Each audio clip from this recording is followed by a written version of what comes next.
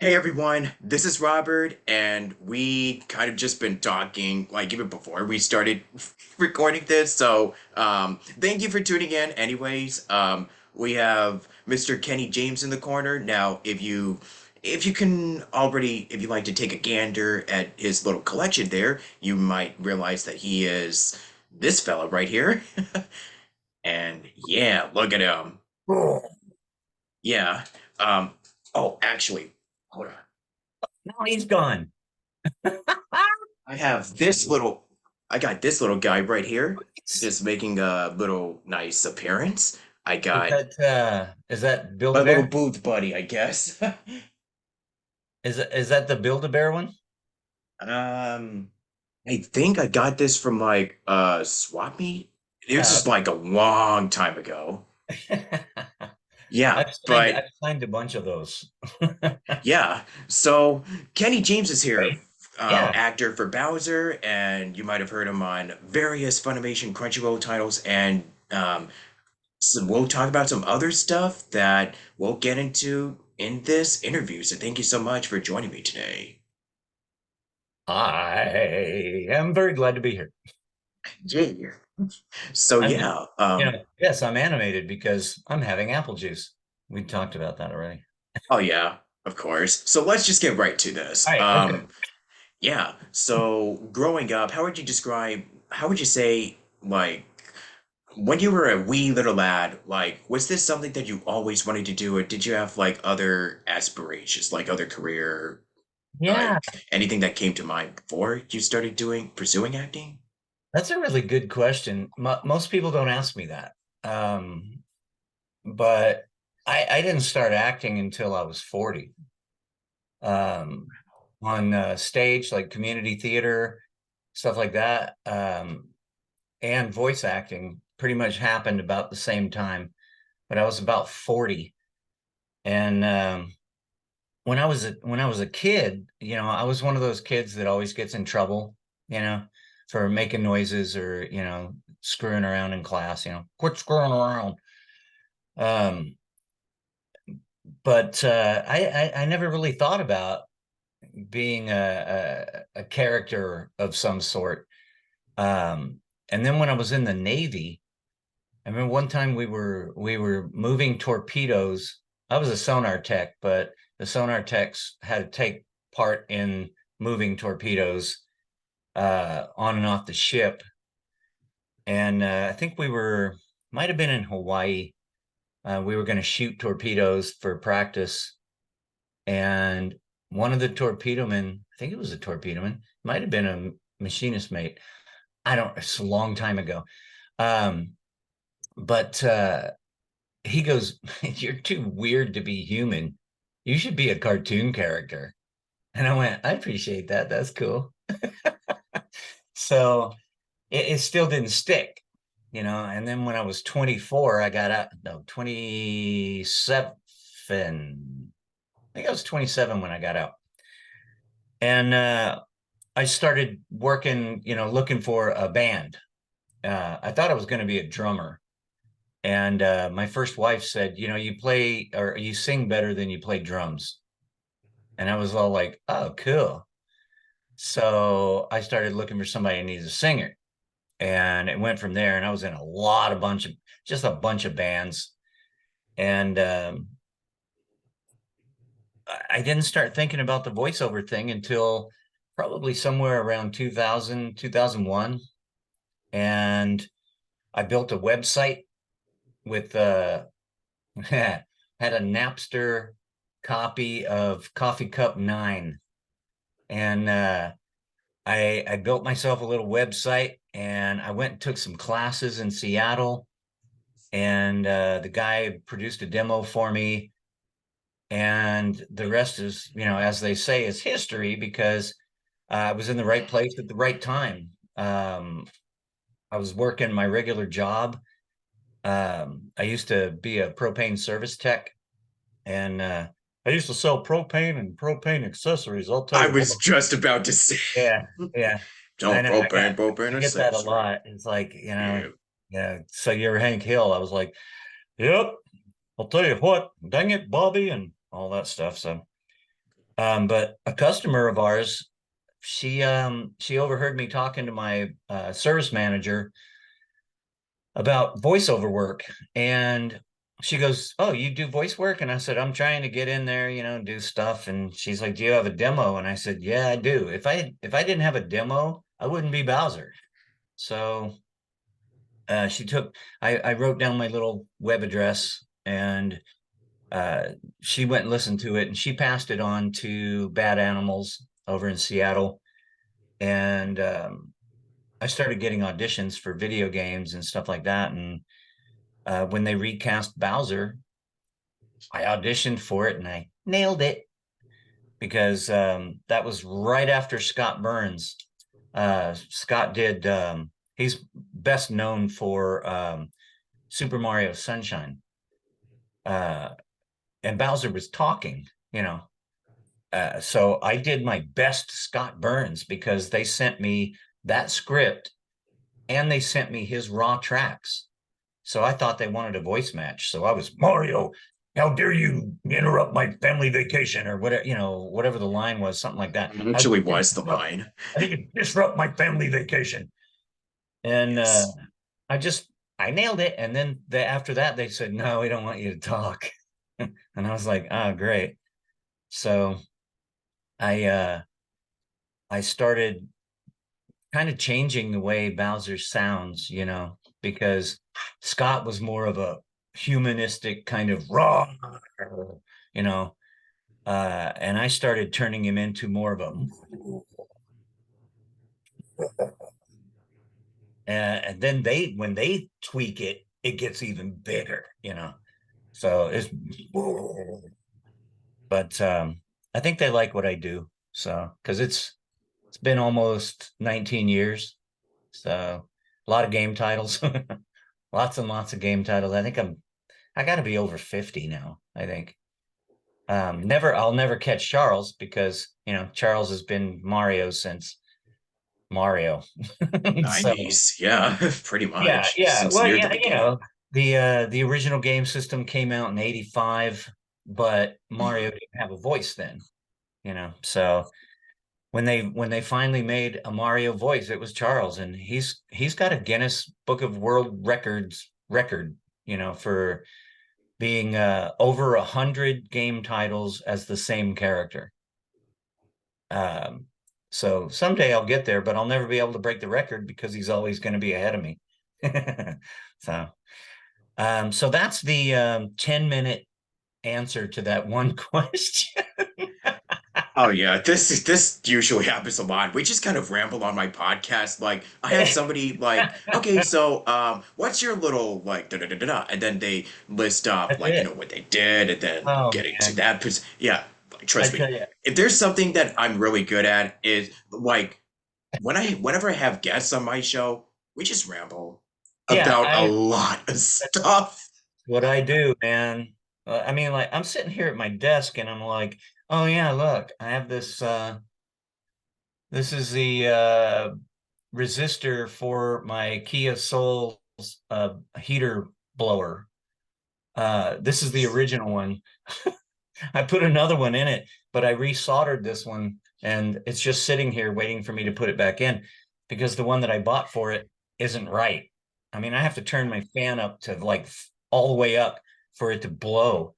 And this one worked great right up until it didn't, and I fixed it. But Yeah. why does that have anything to do with anything? Exactly. It's like I just ask a question and then we just ramble on about like, okay, let's just talk about A little hot what water. happened yesterday or like what we did, what we were watching, like what bands, or like Oh what are my we God. listening to and stuff like that. So Yeah, that's what we kind of last night, my wife and I were watching some YouTube stuff for the Midnight Special from like YouTube. 19, Yes. 1970s. I was all like, "Oh, I Mhm. used to love to watch the Midnight Special." She's like, "Midnight Special?" I go, "She was born in 76. Um, I was born in 63." And I loved the Midnight Special. So I started finding these Midnight Special videos, and I was all like, "Check it out, check it out, check it out." Oh Again, yeah, why are we talking about that? because This is going to be the just best fine. podcast ever. Yeah, this probably could go on for like 2 hours. Oh my goodness. But anyway, okay, my It's next, entirely yes, possible. yeah, totally. I know. So was Super Mario Strikers your first game you recorded? Yes, sir. Um, 2004. they Wow. brought me in for Strikers. That was before the end of the GameCube.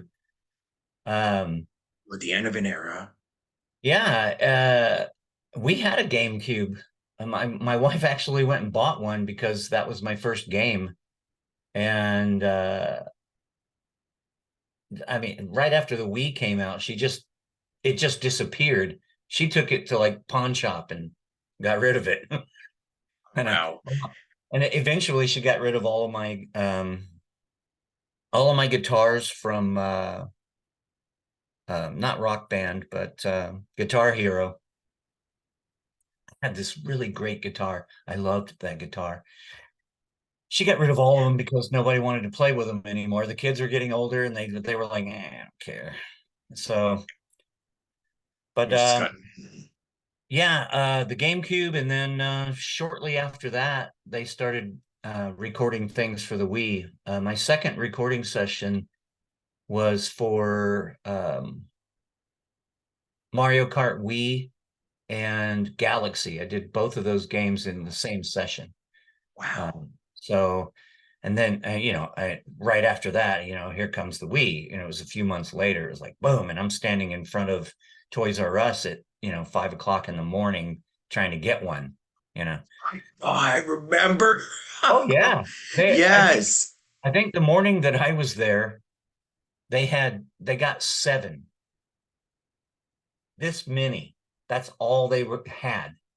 They were like, we got seven, so Right. you. Everybody else can leave. And I Yeah, was one of because those. yeah, because I remember back when the Wii first came out. I don't remember if it was Toys R Us or GameStop. Might have been. I don't know. It doesn't really matter. But like, back when the Wii came out, this long line just spread out to like the back of the store. It was like almost like an entire like I wouldn't even want to say it was a block away, but it was like it was a pretty long line of people back Yeah, when it first came yeah. out, and I remember that too. I had to turn my camera a little. Jeez. There we go. Yeah. Now you can Yeah, see there you go. myself there. Yeah. But yeah, it was People so give me long. this stuff, like this glass. Somebody gave me this glass. I don't know if you can see it from there, but it's like really cool. Yeah. Yeah. It's like enameled or something. I don't know. You can't feel it. I thought it was a sticker, and it seems like it's bonded into the glass. I don't know. An Uno card that has, it's a Bowser Uno card, and I love it, Nice. man. I get going to conventions is like the best thing ever. Yeah. Because I get to hang with all these folks that are like, "Oh my God, you're the voice of my childhood," and I'm all like, Yeah. "What? How is that happening?" Um, just the other day, I looked at my wife and I was like, "You know what? I've done a bunch of cool stuff." I was gonna say shit. You can edit that if you have to. But I said, I've done a bunch of cool shit. I go, I've been in bunches of bands, lead singer guy. I've done all that stage acting and community theater. I did like 25 shows in 10 years. Um, I got to be a voice actor for a major freaking game franchise. I go, I can die now and be all like 100 years from now, people are still going to know who I am. And I'm all like, that is so freaking cool. But it's not like I want to die. Anyway, that was a little melancholy, wasn't it? I mean, it's good to be real. Oh At yeah, least well, get like, yeah. uh, I do have this vulture. He's waiting for me. That was on my 40 when I turned 40. That was on my birthday cake. And I've got this gargoyle. He's waiting for me too. And that came from doing. I was in a production of. Uh, Shit, my camera almost fell off. What? What was the name of that show? You don't know. Uh, oh, Hunchback of Notre Dame. Major Yes. Payne, Notre Dame. Yes. Yeah, Oh, yes. I played Love Hunchback. Aphrodisias in the play, in the musical, not the cartoon one, but Mhm. there's a character named Aphrodisias, and he's a statue, but his head is off. And so I built this rig out of aluminum rods and a coat hanger and stuff, so I could do that. Have you ever seen people on the YouTube or whatever that do the thing where their head falls off and they? Mhm. Yeah, I did that because this statue, um, the actual person, it was a real person back in, hundreds and hundreds of years ago. He was beheaded. That's why his head's off. But I'm telling in a song, I'm telling Quasimodo that he can help Esmeralda, do this thing. I had to come down these stairs and without my glasses on, it's horrifying. And down the stairs, and then I'm singing this song. And as I would walk around him, I just kind of would sneeze, and my head just would drop because I've got my hand inside the robe, and I could push those rods up and makes your shoulders go up like this. And at the same time, you duck your head, and it looks like your head falls off. So much fun. People would go, "Oh!" It was fantastic. But Yeah. less about me, more about you.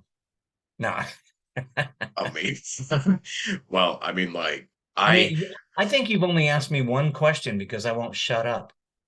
I mean, it's totally cool with me because, like, sometimes I would just be like, okay, so I don't want to get through like the generic list of questions, like, so how did you do blah blah blah blah, Yeah, because I yeah, just yeah. love learning more about What's people. the last game you recorded for? I can't tell you. Exactly. That's Oh, just what, which is not, which is actually one of those questions I'm not gonna ask yeah, well, because, like, there's always an NDA. NDA. Yeah, Oh, exactly. we said it at exactly the same time. Yeah. NDA.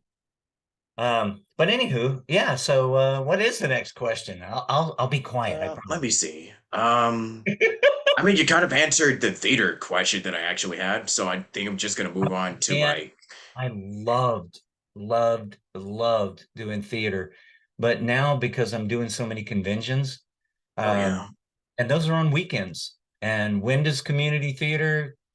When are the shows? On the weekends. Kind of puts me out of it. I mean, I'm looking at my scheduling conflicts. I'm looking at my Yeah. whiteboard. I'm like, I think I've got at least 7 shows scheduled for the rest of this year. So, Yeah. oh, I'm going to Orlando next weekend.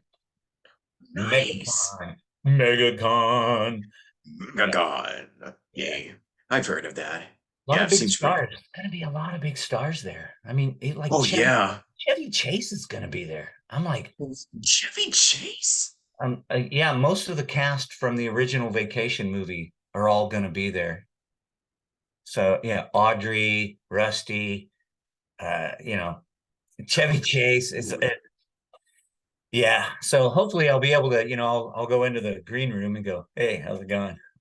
Oh man. Oh yeah, just be like, hey, did you know that I voiced Bowser in like a major Yeah, video you know game? what? A lot of the film stars though, they're all like, who? Yeah. And I'm all like going, man, you're the coolest thing ever. And they're like, who are you? Yeah. Except for Sean Astin. Sean Astin was very nice to me. Yeah, Sean, he's like one of the sweetest guys, He's he's seriously. he's really, really nice. Yeah. Jonathan Frakes from Star Trek: The Next Generation, hilarious. He's a funny guy. Yeah. But Alice dude, Cooper, Alice Cooper is awesome. yeah. Um, Anyway, what was I gonna say? Yeah, I I know really, yeah, I was gonna go off on a I little keep off-topic tangent. Like, oh my gosh, like I love the movie like National Lampoon and the movies that Chevy Chase has starred in. So I was like, yeah, just I just really love that guy. Yeah. So I guess my next question, it's I know we talked a little bit about this, but working with Funimation and Crunchyroll, like talk about some of the work that you've done with them. God, man, I'll tell you, it's not a painful sequence of events, but it's got a little pain involved. I lived in Bremerton, Washington, or at least in Kitsap County in Washington State for nearly 40 years. Grew up in Texas. Navy moved me to Washington State. You know, I was on submarines out of Bangor, Washington. And one day after a convention, I had made a bunch of friends in the anime biz. So I kept telling them, I'm like, I'm gonna move to Texas and do anime. And they go, you should. And I go, you should. I will. One day I went home and I went, what do you think about selling the house and moving to Texas? And my wife goes, let's go. So Okay. I, we started, doing the thing, where we need to get the house painted. I had to fix this upstairs bathroom. It was a mess because that was the kids' bathroom and it was terrible. We made this place look as good as it could without replacing the carpet. And it sold in a weekend. The first weekend that it was listed, we took an offer on it. It was like sold. Well, I was like, put the cat in the car. We're out of here. The mover. We had all of our stuff put into a storage unit already. So the movers just had to go to the storage unit, pick up all of our stuff. We put her car on a trailer to be hauled, and we got in my car and we drove. It took us almost 4 days with the cat, and the cat was great. But unfortunately, she's no longer with me. But it Condolences. all of that just to come down, be closer to the studio. Um, when we first moved here, we lived in Flower Mound, which is where Funimation, their studio was. And then they built brand new studios over in Capel, which is a little further away, um, right before it turned into Crunchyroll. It was still Funimation when they opened those new studios. Um, but I just wanted to do anime, I mean, I was like, I'll be able to speak English and everything, instead of just going, you know, Mario is one of the 4 or 5 words I've said in English in, 19 years as Bowser. So uh, I go in there and I describe anime as the Forrest Gump box of chocolates of voice acting because you never know what you're gonna get. So, Hmm. you Love know, Tom Hanks. I mean, seriously, I mean, I'll get an email from the talent coordinator and it's just, are you available on this day at this time to work this director on this show? Sure. I go in there, I don't know what I'm going to be doing. One day it might be a goat. Next day it might be a king, you know. Oh, this one's signed, by the way. See that? Woo, autographed. Uh this guy, look at that haircut. It's terrible. Can you see it? Oh yeah, there See. you go. Ah, there we go. Yeah, now I can see it. Yeah. Look at see, and yes, he pulls the trigger. Yes. Yeah, he was a jerk. That was in a certain scientific railgun. And I was in an episode of Fire Force, you know, iron, Nice. modern sight. But yeah, I've done tons and tons of stuff, especially One Piece. I mean, but we all joke about it. It's like everybody's in One Piece because the Japanese are well over 1,000 episodes, so I think we're still dubbing in the 900s, upper 900s. So we're getting there. Yeah, I also honestly, hear that the writer is going to end it, which has been said probably 10 times. But I don't know It's why. kind of like, Why would yeah, you want to shoot a cash cow? You know? yeah, it's kind of like when people say that Hayao Miyazaki, every time when he retires, he comes back and directs another movie. That's just kind of what I would keep hearing about. Yeah. I mean, So yeah, that's my Crunchyroll thing. yeah. It's not like I'm over there every day. I mean, sometimes it'll be weeks I don't hear from 'em. So It please, really does happen. please, Yeah. Crunchy, call me. I want to work. Yeah. It's just kind of like, yeah, I'm on a roll, and then like weeks go by, months go by, and you're like, did I do Yeah, something wrong? exactly. Man, I've actually gotten a hold of the production supervisor, who's a friend of mine, and I'll be like, dude, did I piss somebody off? Did I get blacklisted? He goes, no. And I'm like, I haven't Yeah. heard from anybody in a long time. But anywho, Yeah. that's the Oh biz, yeah. you know. It is show Um, business. Yeah. I'm a lazy voice actor. I don't have an agent, except for appearances, like conventions and things. I don't have a commercial agent, so I don't work that much. But luckily, I, my wife works. I make enough to hold up the other end. So I'm semi-retired, which is great because I'm almost 60. I'll be 60 this year, um, which is unbelievable. I'm like 60. That's practically dead. But Yeah. Yeah. My just parents, yeah, I'm just gonna say this. My parents are actually in their 60s, and it's yeah, like, you know what? Not a day goes by, and I feel like, I mean, it's kind of like, I don't know, personally for me, when you reach the 60s, it's like you just never really grow up until like it really hits you at a certain point. That's kind of how I feel like. Because if you're yeah. 60, it's like you still have the same energy and the, I you know, in the here spirit that you did when you were like a teenager, like in your 20s and stuff. Yeah. That's just kind of inside how I here, feel. Yes. inside here, everything feels the same. Exactly. The Yeah. rest of the stuff doesn't work as good. Yeah. I mean, I've had two colonoscopies and had polyps both times, and but then they check them and they go, no, they were, there's nothing, so don't worry about it. I'm overdue for another one. Hey, public, get colonoscopies. Oh, yeah. Yeah, I think the first one I think I had a half dozen polyps that they removed, and then the second one there was I think only three, so it was going down. So, and then they were like, "Oh, well, it's decreasing, so you can go 5 years before your next one." And I was all like, "Cool." Now it's been more like Okay. 7 or 8 years. So Knock on wood, hoping it I'm continues. overdue Yeah. to have the camera in my butt. Yeah. So um let me see. So I'm gonna finish this in part two. So I've got a couple of more questions to ask you. But yeah, this has been a really fun, entertaining part one, if I do say so myself. Oh, So we've been yeah, going.